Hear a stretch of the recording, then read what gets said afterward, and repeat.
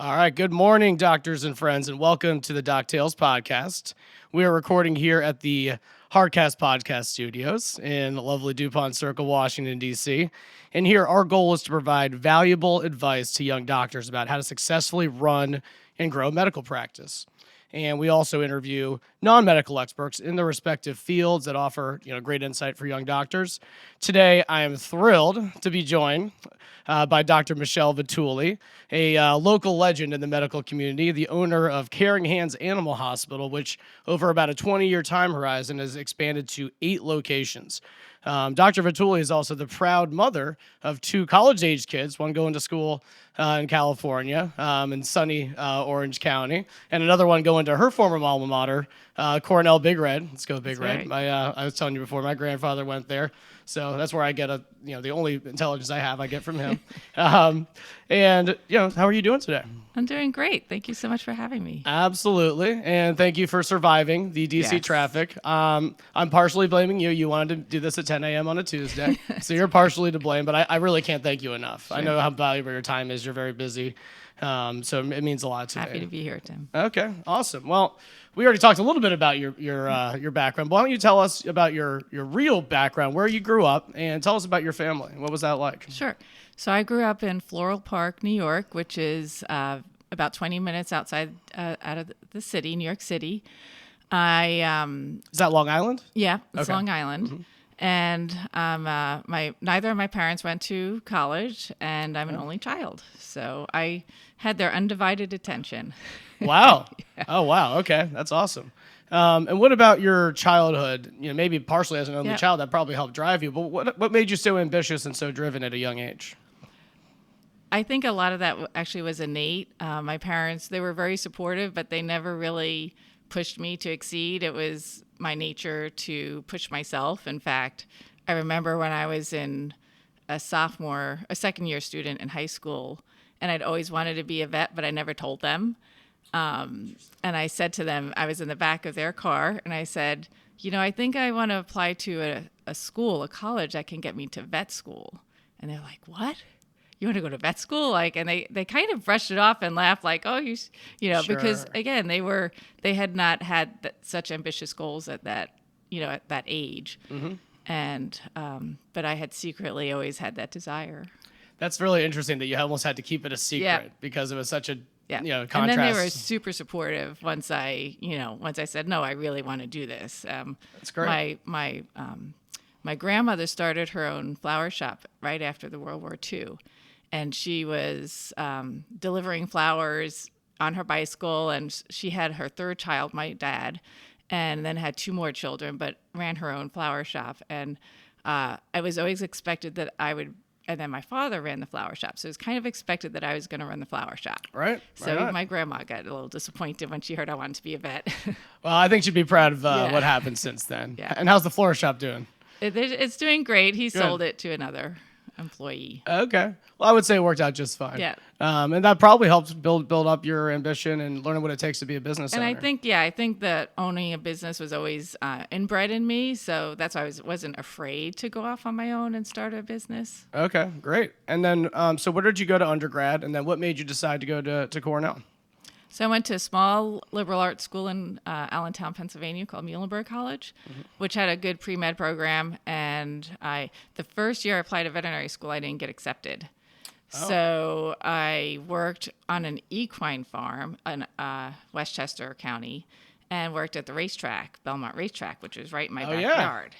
And actually that probably also was a part of my desire to be a veterinarian, growing up around a racetrack. And we had a lot of cats that would come into our backyard, and I would foster those cats, and they'd have kittens, and I'd find homes for those kittens. So a lot of that probably had to do with my desire to be a vet. Yeah, so that happened when you were pretty young then, huh? Yeah, super young. Yeah.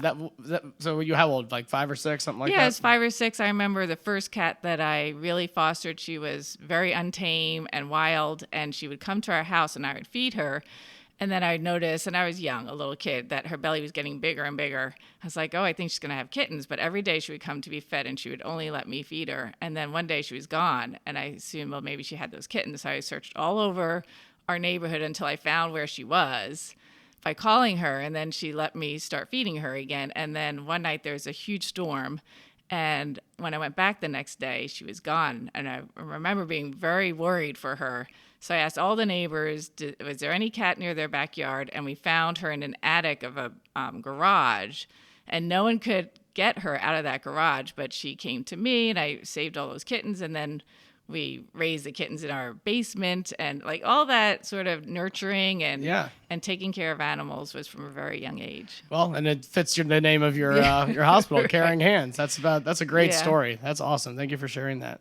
And then tell us when you finally got to veterinary school, what was that first year like, especially after not getting accepted the first time? I mean, I can't imagine how ambitious you were at that point. Yeah, it is a rigorous schedule. So there are a lot of smart people that get into medical school and veterinary school.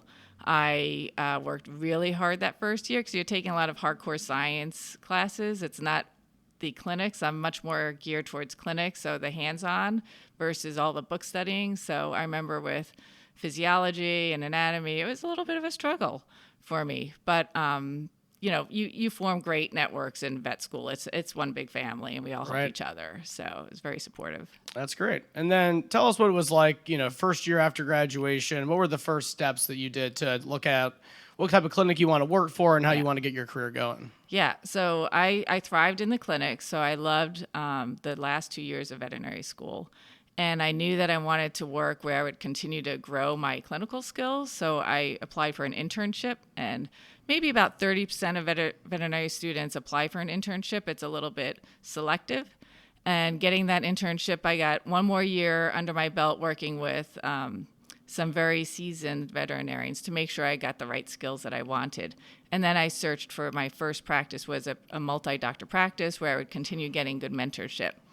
Right, yeah. So you started out, you graduated from Cornell. That's where you met your now husband of Bob, right? Yes. Of over 25 years. You're doing something right.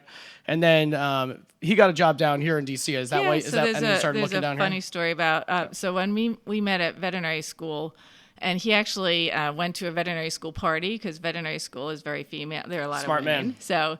So we met each other there, and one of our first meetups is I had him meet me in the large animal barn, and I was because I was on large animal block rotation, and I was in the surgery. So he went to meet me there, and he sees me in the surgery OR with a cow, and all the guts are out, and he's like, I don't know that this is the person for me.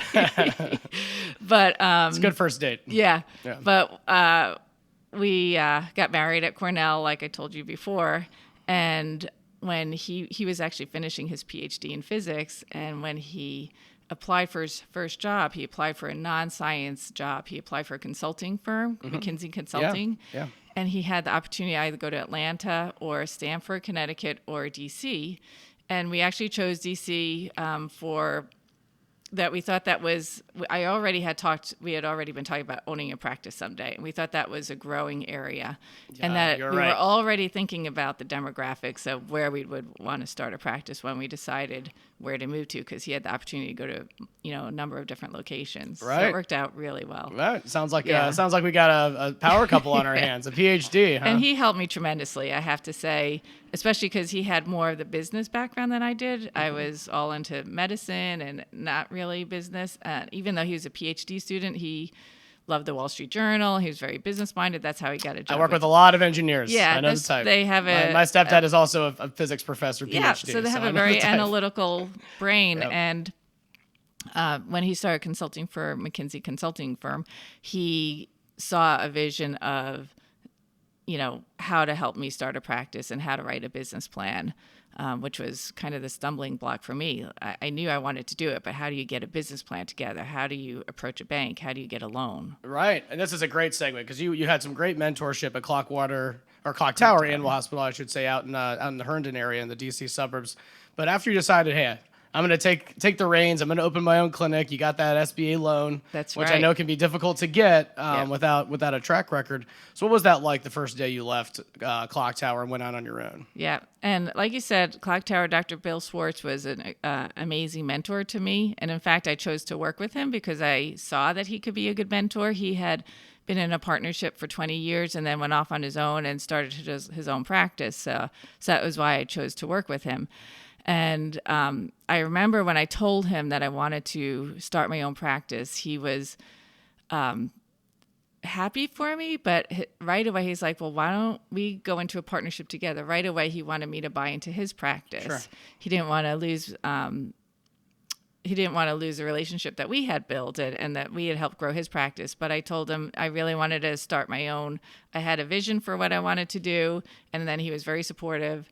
And my biggest hurdle really was, like we just said, was creating that business plan so that I could go to a bank. I went to 5 banks, and it wasn't until Bank of America, and there was a woman loan officer who actually gave me time to actually talk to her about my vision, because at that time I was only 5 years out of veterinary school. So That's great. Do you think that she took you more seriously? she was the only one that took me seriously. I went into 4 different banks, and they all kind of laughed, like, okay, I didn't own a house. Like you said, I had no track record. You can't measure heart, right? You can't Right. measure intangibles. I mean, that's what you have.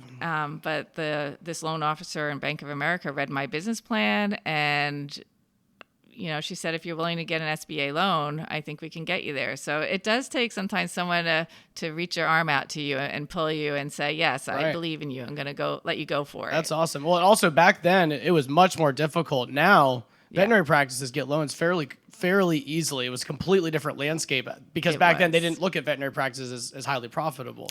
Now, if you're in a good business, listen, it's not hand over fist profits, but if you do it the right way, it's a successful business and it's great service. And that's what you've been able to do. It's been very impressive. And then tell me about the first day. Doors are open. You haven't even had your first patient yet.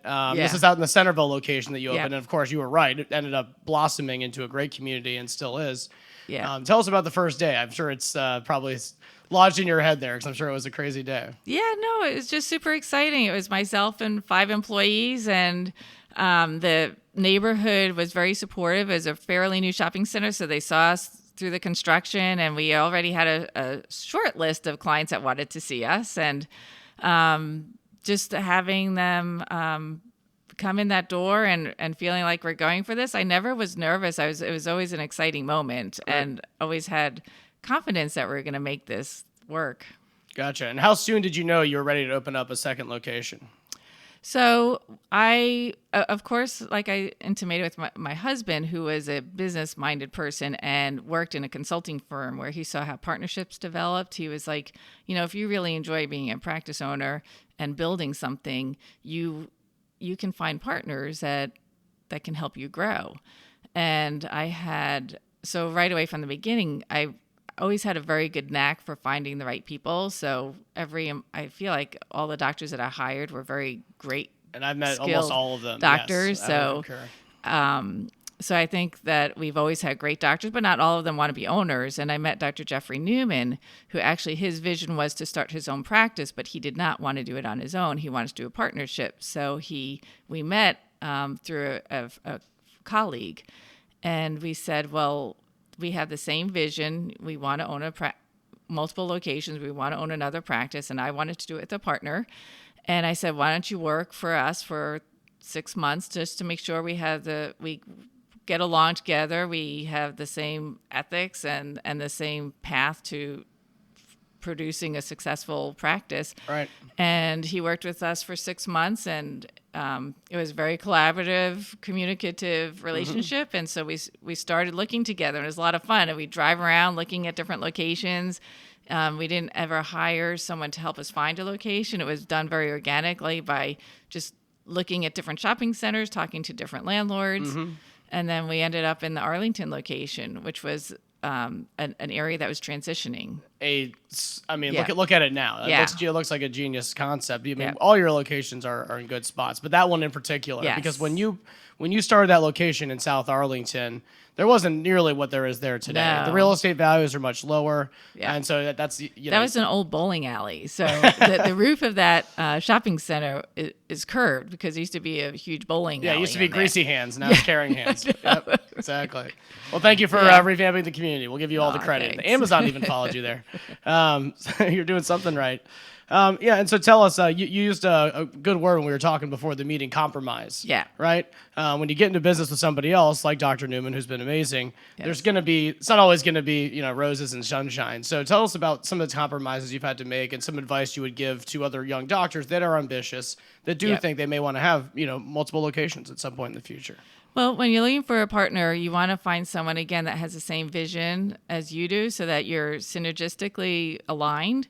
But you also want to find someone with different strengths. So Dr. Newman's strength is he's very outgoing and engaging with the community. So he was really great at reaching out to a lot of the different rescue groups and the shelter and the not only other vendors like pet stores or training facilities. So he really reached out to the community in Arlington that really helped bring us together. That's how you do it organically right there. Yeah. And then, but if there was a business decision, he was very good at saying, well, let's let Dr. Vitulli handle that, or, find out what Dr. Vitulli thinks. So we worked really well hand in hand, realizing each other's strengths to help that business flourish. Yeah, and there's so many good groups like that in the D.C., Northern Virginia area, a lot of great charity groups. So that's great to see. Yeah, one thing I always notice when I go to your clinics, even though you have the 8 locations, there's not a corporate feel. Each location has their own, directors. They have their own level of power that they can do and make decisions. So you've been able to empower them without having them take out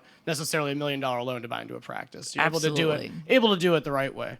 And how have you been able to kind of do all this? Again, now you're at 8 locations, and who knows when you're stopping. But you've been doing this while maintaining a very successful marriage, and it sounds like that's a big part of your success too, having a good marriage. Somebody knows what they're doing, while raising 3 smart kids. And, how do you balance that with your time and still maintain great health? I mean, you're able to do some good life balance for most people, compared to others in your same situation. Thank you. And again, it goes back to the same way that when you're looking for a partner, you're looking for people to help you, people that have that you can trust. So when it came to raising the kids, I wasn't afraid to get help. So I, whether it's through care.com or interviewing people, and again, having a knack for what a person that might work well in our family. So I've had a lot of help.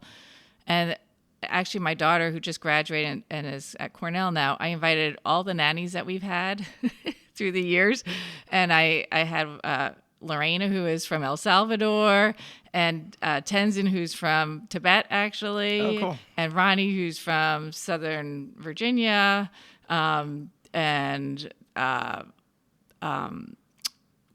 Claudia, who's from Brazil. So, cool. And they're all part of the family still. So again, finding help, not doing it on your own, not feeling like you had to be a superstar, but make a warm environment for your kids is really important. So I was fortunate that I found really great people to help them thrive. What it sounds like to me, based on our conversation so far, is you've become an expert delegator. Yes. Whether it's I'll delegate Dr. Newman for the networking and the politics. Yes. I delegate my husband for certain things, and then you focus on what you're best at. And what you're best at is dealing within the veterinary world. I can just tell you're very good with the other doctors. You inspire them because you do so in a way that's not pretentious. Just little things like that people notice that stuff, because not everybody's like that. And I know veterinary industry people have a big heart. But you know how it is with business owners. Sometimes they can get to their head. Well, you have to be willing to let other people do their job if they're really skilled at it, and not feel like you have to do it all and micromanage people. And that was a lesson that I learned early on, is you can't do it all, and you only bring down the team when you micromanage. So letting them flourish has been a huge part of our success. I would totally agree. And what I would say that also helps is the morale. Yeah. I go to a lot of different medical clinics, veterinary, dental, physical, you name it. I've probably been to that type of clinic before. Not all clinics have great morale. Yeah. Some of them are frustrated either by poor ownership or the systems or their outdated technologies or whatever it is. Yeah. I don't get that Yeah. when I come into your clinic. So you guys have been able to build a culture where people are excited to come to work every day, and they're not just clocking in and clocking out. I think a lot of that does come from leadership from a trust and honesty perspective. So when your staff trusts you that you believe in them, or they trust that you're going to do the right thing, that really helps morale. And it's really important to be transparent to your employees, because when they feel like you're hiding things, or if they don't trust you, it does totally destroy morale. Yeah, absolutely. And that's a good segue to the next question is, at your different locations, you have medical directors where they're running the show. They may or may not have equity yet, but they might have the opportunity in the future. What are you doing to help mentor these doctors? How do you make sure you're finding the right people for that? So with the medical director role, we are looking for someone that has the potential to become a partner down the road. So Partner meaning they have equity in the business. that they have equity, so they'd have ownership interest.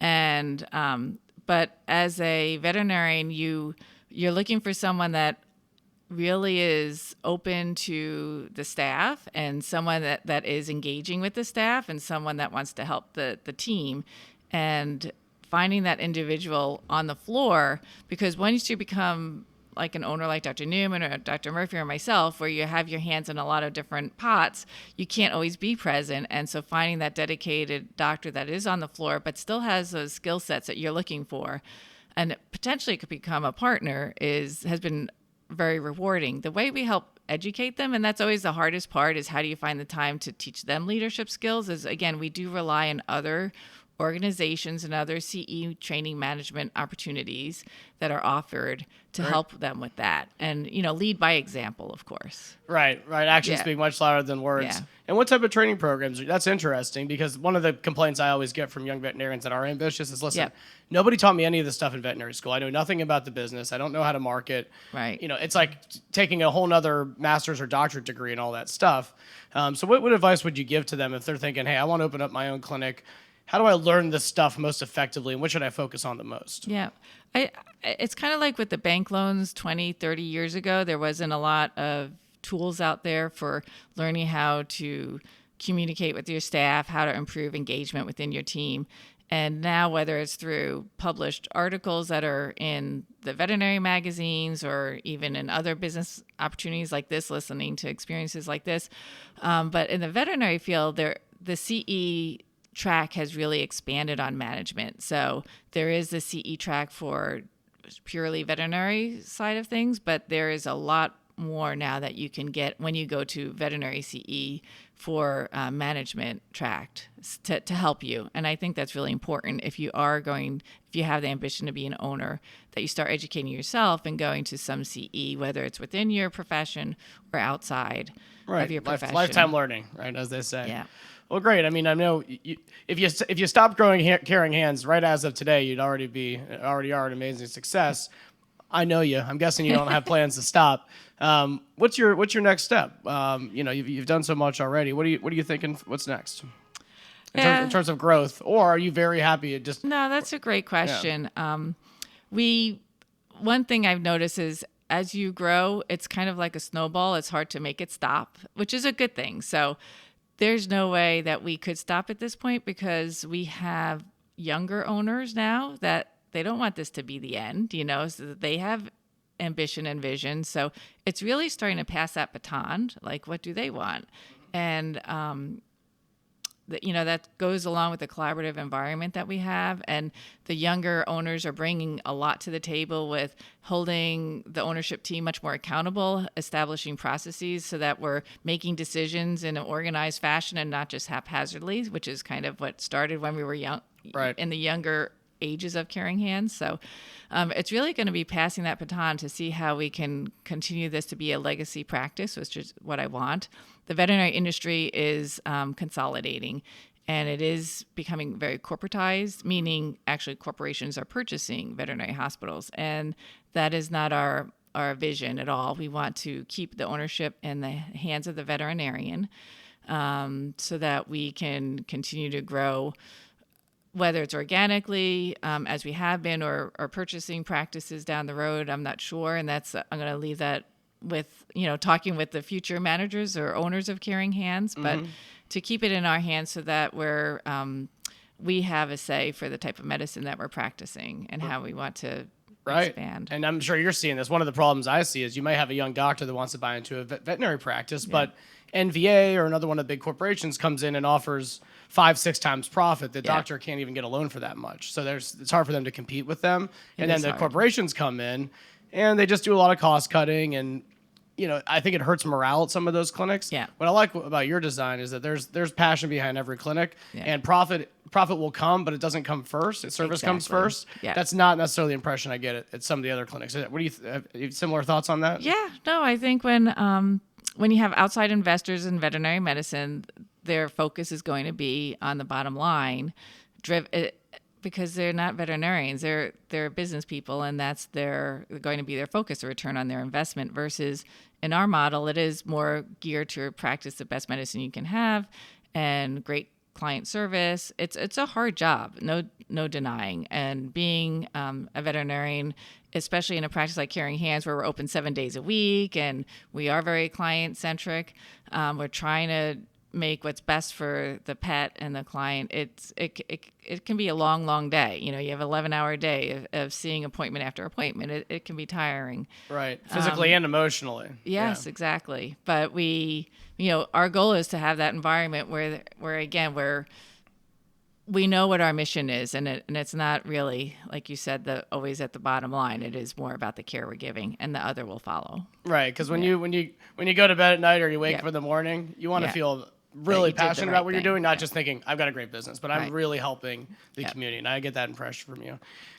And this kind of on a broad scale, there's a lot of issues within veterinary medicine that I see. Student loans for recent graduates are out of control. Mm-hmm. Like I said, corporations are now buying practices. There's some issues facing veterinary medicine. What would you say are the largest issues, and what can be done, on an individual or large-scale basis to help improve those? Yeah. That's a bit of a loaded question. It is a loaded question. It's a really hard question, and it's something that the AVMA, the American Veterinary Medical Association, takes very seriously, as well as the universities. They're taking this very seriously. The student loan debt is overwhelming, and especially when it's maybe not unlike medical school debt, but when you look and you're coming out and you're going to make much less than a medical doctor, the starting salary now is about $90,000, which is, a good salary, but after 8 years of education, and then your opportunity as an associate is maybe you get, $5,000 bumps in your salary. It hits a ceiling pretty quickly as an associate. So, again, one of the things that we're trying to empower our associates that are with us longer is to give them opportunity to become a medical director, where you can earn extra compensation, have some sort of leadership role. We actually do have a kind of a little base increase in pay just based on that you're staying with Caring Hands for 5 or 10 years, so that there's value, because a young doctor can perform very well, and if you're hitting a ceiling pretty quickly, I think when you're out 5 years or 10 years, that's where it gets a little overwhelming for the associates that are not owners. It can be frustrating. And for any young veterinarians listening, go check out the Veterinary Information Network Student Loan Calculator. I have it on my website too. That's awesome. Like I said, I've been an AVMA rep for over a decade now in this area. And we try as much as we can to get the word out and help young doctors, but we see many making mistakes on their loans. So please check out that. It's all part of your benefits. Great. And then what other advice that we haven't touched on yet would you give to a recent grad who is just like you and wants to start multiple practice and wants to make a really big impact on the community? What's one or two pieces of advice that you can think of that maybe we haven't touched on yet? Yeah. I think the biggest thing is to follow your heart. So don't let anyone tell you can't do it. When I was a new practice owner, I would meet a lot of practice owners that were 20 years older than me, and they would all complain about the young associates. They don't want to be practice owners, or the new grads, they don't want to be practice owners. And I would get very frustrated because I don't think that was true. It's just a little harder at this age. When years ago when people started practice ownership, it wasn't as expensive to start. They were able to buy a piece of land and stick their shingle out and have a practice. And it is a lot, financially, it's a lot more difficult now. But still, my focus is to be positive to those young students. Don't let them, don't give up that hope and dream, because there are a lot of tools out there. The banks are much more willing to loan, and they're not always, the students aren't told that. They're told, oh, with the student loan debt, you won't be able to afford to be a practice owner. And I'm like, I don't think you can afford not to be a practice owner. Yeah. Honestly, the only way to get out of student debt is to make more income for yourself. And if you have that passion and drive and determination, you will be successful, because you not only do you have the tools in your hands to be a good veterinarian, but you have a business that generally veterinary hospitals can be profitable. Yeah. So yeah. There's no lack of demand that I see.